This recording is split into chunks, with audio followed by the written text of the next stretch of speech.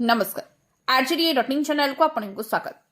रास्ता पर छिड़ा होइथिबा टैंकर धक्का दे तीन बाइक आरोही मृत्यु। रायगढ़ जिला काशीपुर ब्लॉक टिकिरी थाना नटराज पेट्रोल पंप निकट में विलंबित रात्रि में घटी दुर्घटना फल बाइक आरोही समेत तीन जनक मृत होइछि।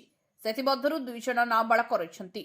मृतक माने हेले टिकिरी थाना अंतर्गत महतपुर खुरी गाँव गोविंद झोड़ियांकर पुओ नरेंद्र झोड़िया बयस 25, मुना झोड़ियांक पुओ विपिन झोड़िया बयस 14, नग झोड़ियांकर पुओ टुनु झोड़िया बयस 15।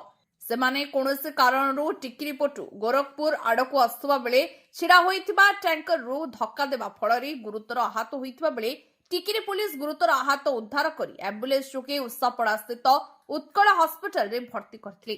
डाक्तर जनक मृत घोषणा करबा बेले दुई जन रायगढ़ जिला मुख्य चिकित्सालय को स्थानांतरित करा जायतिला।